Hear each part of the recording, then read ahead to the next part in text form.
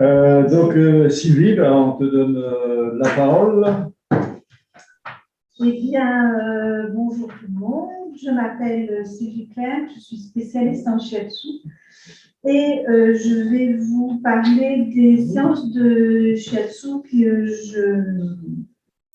je donne à l'hôpital Necker pour les parents des enfants hospitalisés en longue durée. C'est une expérience pilote qui a démarré en janvier 2019.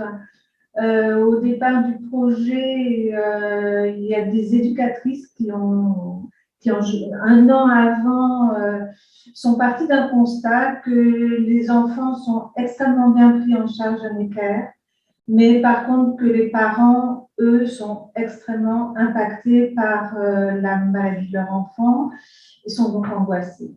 Donc, ces deux éducatrices, Florence Coquin et Manuela Bayard, ont eu pour ambition d'aider les parents à surmonter l'épreuve de l'hospitalisation de leur enfant. Alors, pour monter ce projet, elles ont eu le soutien de l'administration. Donc, elles ont eu une délégation de temps, ces deux éducatrices. Elles ont eu la possibilité de recruter des services civiques et d'aménager.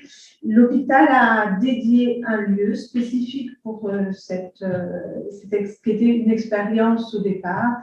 Donc, un lieu qui a été dégagé dans un premier temps et ensuite aménagé, le soutien des associations historiques, financement des intervenants, achat de matériel et participation de bénévoles.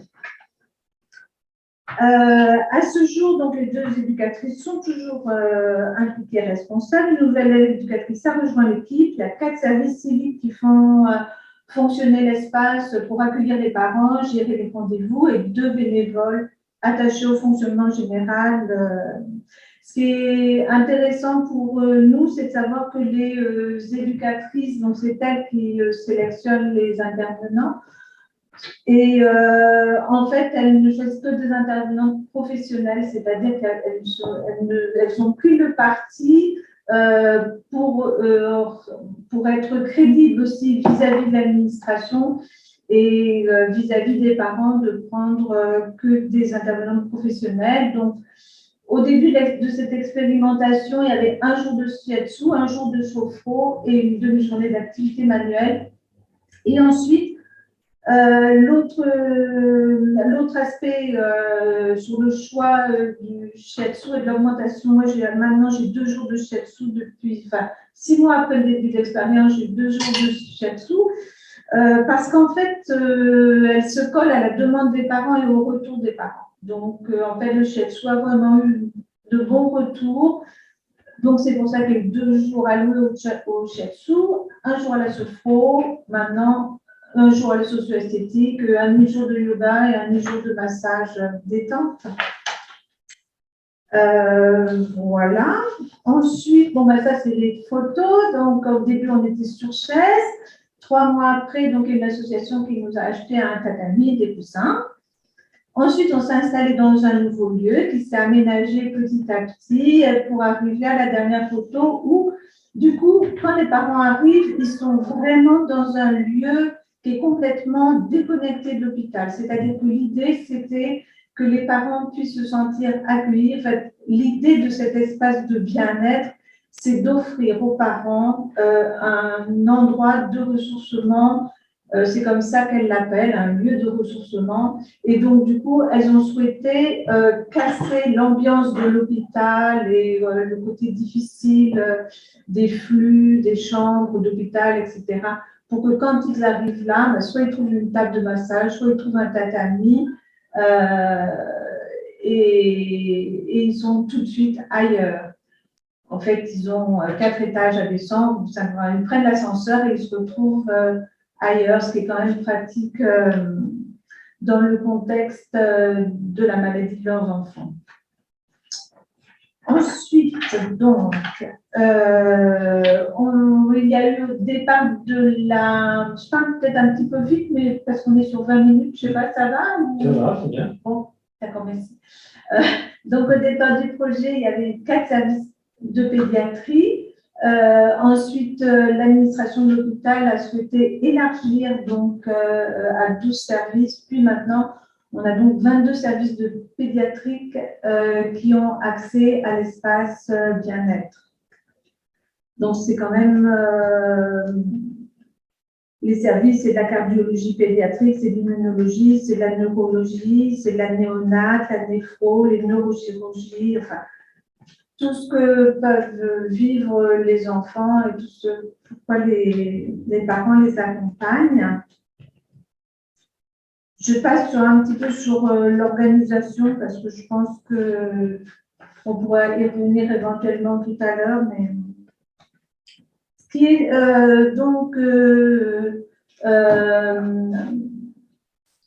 concernant l'organisation de cet espace bien-être, donc c'est un espace où les séances sont gratuites et uniquement sur rendez-vous. Les parents viennent de tout horizon géographique, c'est-à-dire de toute la France, des dom-toms, donc Necker étant un hôpital référencé dans des opérations délicates, des recherches en maladies rares.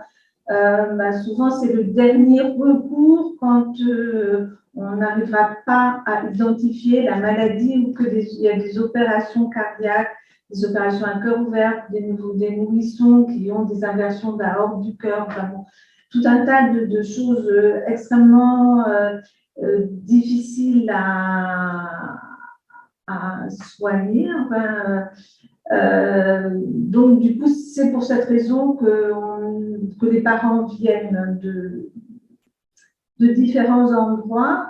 On a aussi mixité sociale, évidemment. Donc, pour le shiatsu, c'est plutôt intéressant parce que ça permet de donner des shiatsu à des parents qui, bon, d'une part, ne le connaissent pas, mais surtout qui n'auraient jamais l'occasion de recevoir un shiatsu d'une heure sur tatami dans leur vie parce qu'ils n'y pensent pas, parce que c'est cher, parce qu'ils n'ont pas le temps. Et on remarque aussi que les mères sont 4 à 5 fois plus nombreuses que les pères à recevoir un shiatsu, enfin à venir à l'espace bien-être. Hein. Ce qui n'est pas complètement étonnant compte tenu que c'est souvent les mères qui vont rester dormir dans la chambre de l'enfant. Alors, elles peuvent rester dormir une semaine, mais 1 mois, 2 mois, 6 mois. Il y a une maman qui est restée 1 an et demi et qui rentrait de temps en temps le week-end quand son fils de 6 ans l'autorisait à rentrer. Donc, voilà, elles sont vraiment extrêmement impliquées dans la vie de l'hôpital. Alors là, je dirais qu'il n'y a pas des patients experts, mais il y a des parents experts, c'est-à-dire qu'il y a des mères qui sont, ou des parents qui sont dans les services depuis longtemps, donnent un relais et conseillent aussi les nouveaux parents arrivants. Donc, il y a un lien dans les services aussi qui est intéressant. Juste un petit point sur la diversité géographique encore, c'est que, en fait, du coup, la diversité géographique va entraîner des complications aussi pour les parents. Il faudra qu'ils arrivent à se loger. S'ils n'ont pas de famille ou des amis sur Paris, ben, ils vont aller à l'hôtel. Ou bien il y a une maison des parents, mais elle a quand même un nombre de places limitées. Donc, en fait, tout ça, ça charge, en fait, en plus des soucis de l'ensemble, des soucis liés à l'interrogation et l'angoisse d'avoir son enfant en attente d'une maladie, d'un traitement. Voilà, il y a les conditions périphériques qui compliquent un peu la donne. Alors, j'ai fait quelques petites statistiques parce qu'il me semblait intéressant de voir aussi combien de shiatsu étaient donnés dans une année, mais aussi combien de parents avaient accès à plus d'un shiatsu parce que, en fait, l'espace bien-être accueille librement les parents et c'est selon leurs besoins, en fait, on peut accueillir les parents 2 fois, 3 fois, 4 fois, 7 fois, 20 fois au cours de leur séjour long à l'hôpital. Et ça veut aussi dire que cette structure-là, elle accompagne les parents, c'est-à-dire que ce n'est pas uniquement une découverte du shiatsu pour les parents qui viennent, c'est aussi un réel accompagnement, un soutien et voire même juste une détente. Mais en fait, c'est quand même quelque chose qui leur est proposé pour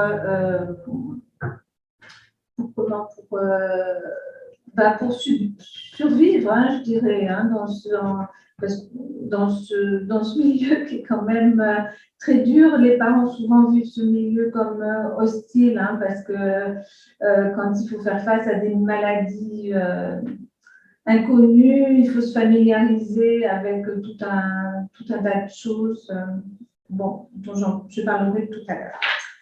Donc, nous avons vu pour la première année, donc des séances de shiatsu. Pour la deuxième année, donc on était en 2020, on a eu la crise Covid, l'espace bien-être a été fermé et pendant 3 mois, j'ai donné des shiatsu donc en service de cardio et maternité pour les soignants, enfin pas pour les soignants, pour le personnel. Hein, donc c'était en effet, il y avait les soignants, mais il y avait aussi tout le personnel administratif. Et là, à ce moment-là, c'était du shiatsu sur 16. Et ensuite, l'espace, on a eu l'autorisation de la réouverture d'espace et on est revenu au shiatsu sur tatami de 1 heure. Voilà. Ensuite, eh bien, on arrive à cette année où on a… alors, ce qu'on peut constater, c'est qu'il y a de plus en plus de parents, même si c'est assez léger en termes de statistiques, mais quand même, il y a de plus en plus de parents qui reçoivent plus de 2 shiatsu, plus de 1 shiatsu, en fait, qui reviennent après avoir reçu 1 shiatsu, ils reviennent pour d'autres shiatsu. On a aussi toute une partie du personnel qui vient. Alors, l'espace est ouvert. Bon, quand les parents la priorité, c'est vraiment les parents. Mais l'espace bien-être est aussi ouvert aux professionnels en cas de désistement, mais aussi parfois en cas de soupape, hein, quand vraiment certains personnels n'en peuvent plus, ben, on leur trouve une place pour un shiatsu. Et du coup, ça fait aussi partie de l'idée de vraiment intégrer l'espace bien-être de Anne-Ecker, c'est-à-dire que si le personnel reçoit, bon, bah là c'est du shiatsu, mais ou un massage, ou s'il va faire une séance de sophrologie, du coup, il sera plus à même d'en parler aux parents et aussi seront plus à même d'avoir une oreille attentive à toutes ces pratiques. Et bon, c'est intéressant pour nous tous. Donc là, on voit qu'il y a environ un quart des receveurs qui sont issus du personnel, hein, sur les 3 années. Voilà.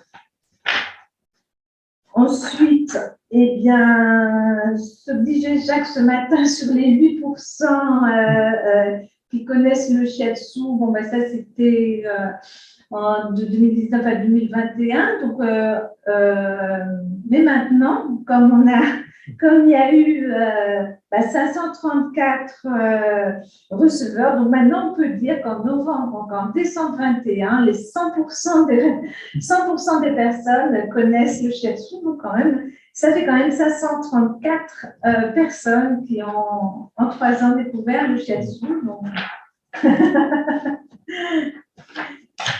Voilà. Donc, je vais maintenant aborder, après avoir parlé de l'aspect un peu conjoncturel de l'espace famille, parce que c'est de l'espace bien-être, pardon, parce que c'est vraiment très, très interdépendant de l'hôpital. Donc, je vais plus précisément vous parler de l'entretien. Donc, du déroulement d'une séance de shiatsu. Donc, en fait, eh bien, là aussi, les questions d'écoute, hein, comme on a vu tout au long de cet après-midi. Et voilà, l'entretien. Moi j'ai mis ça, j'ai mis cette démarche petit à petit au point, mais en fait, parce que ça permet aux parents, en fait, du coup, je demande aux parents quelle est la problématique de l'enfant, depuis quand il est arrivé à l'hôpital Necker, quelle est la gravité de la maladie, dans quel service il est, l'évolution du traitement, si l'enfant a le moral et les conditions de séjour de ses parents, comment est-ce qu'ils vivent. Donc, c'est un temps qui dure, les séances durent 1 heure, c'est un temps qui dure entre 10 minutes, parfois 15 minutes, selon ce que le parent aura à dire. Et en fait, je commence par l'enfant parce que du coup, c'est l'occasion pour lui de faire un point et aussi moi, ça me permet d'évaluer l'état du parent, c'est-à-dire comment est-ce qu'il va, comment est-ce qu'il gère, est-ce qu'il est très nerveux, est-ce qu'il est angoissé, est-ce qu'il a des larmes, beaucoup d'émotions. Voilà. Donc, et dans les conditions de séjour des parents, ensuite, moi, ce que je peux voir à travers ça, c'est que si jamais le parent va dormir dans la chambre de l'enfant, ça veut dire qu'il est sur un fauteuil-lit. Donc, ça veut dire que forcément, il aura mal au dos, au dorsal, au lombaire, qu'il aura un sommeil amoindri, puisqu'en fait, quand on dort dans une chambre d'hôpital, on a les bips, on a la lumière, on a des passages. Il est à côté de son enfant, donc il est en état de veille. Donc, voilà. Et si jamais il est hébergé dans la famille, du coup, ça veut aussi dire que ça veut aussi dire que en fait, il est assez serein de ce côté-là, mais qu'en est-il des autres enfants? S'il y a d'autres enfants, qui s'en occupe de ces autres enfants? Est-ce que c'est le père? Est-ce que c'est quelqu'un d'autre? Est-ce que les parents arrivent à alterner leur présence, à faire moitié l'un à l'hôpital, ou qui arrive le week-end pendant que l'autre va voir l'autre partie de ses enfants, l'autre partie de la… voilà. Alors, Oui. Ouais. D'abord, tu arrives aux 20 minutes, malheureusement. Mais D'accord. il y a pas mal de questions. D'accord. Donc, je ne sais pas si tu as encore beaucoup de choses à développer. C'est-à-dire que j'avais quelques choses à dire, mais non, mais on peut répondre aux questions. Ça peut être peut-être sympa aussi d'un peu d'interactivité, parce que là, il y a des questions. D'accord. OK. Visiblement. Comment? Qui finance, en fait, c'est tout. Alors, qui finance ce projet? Alors, le projet est financé par des associations, en fait. Il y a des associations historiques. Alors, l'hôpital ne finance rien du tout en tant qu'administration, Necker ne finance rien du tout. Par contre, les associations un peu dites historiques de Necker, genre des associations de cardio, des associations de mucoviscidose, etc., finance les thérapies, les intervenants, le lieu, les services civiques, voilà. Mais l'hôpital, rien. D'accord. Vas-y, Mireille. J'ai une autre question. Comment conciliez-vous le suivi des parents avec plusieurs séances de shiatsu et un accès libre et gratuit à un maximum de parents? Oui, alors en fait, il y a une petite. Je me suis pas très bien exprimée en accès libre, c'est-à-dire que c'est accès libre sur rendez-vous. Hein, c'est-à-dire que c'est gratuit, c'est sur rendez-vous, c'est le travail des services civiques qui vont être dans les services hospitaliers de pédiatrie pour parler du shiatsu et des autres techniques, hein, et de la sopho et des autres propositions qui sont proposées à l'espace bien-être. Donc, c'est vraiment leur job. Moi, en fait, j'arrive, je ne m'occupe que des parents. En fait, il y a cette salle que je vous ai montrée tout à l'heure, elle est à disposition et j'arrive le matin, j'ai une liste de 4 noms, hein, parce que quand je dis jour, en fait, c'est 4 séances d'1 heure.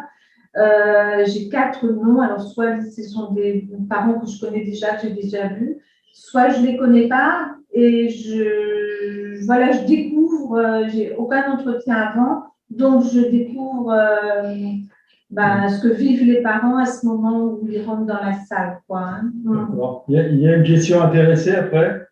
Est-ce que tu es seule à réaliser les séances de shiatsu pour les parents? Ouais. Et pourquoi ne pas monter une équipe femme? Ça, c'est pas très intéressant. Sachez que vous, des collaborateurs, mais c'est-à-dire après, enfin, moi, je ne gère, moi, je ne gère rien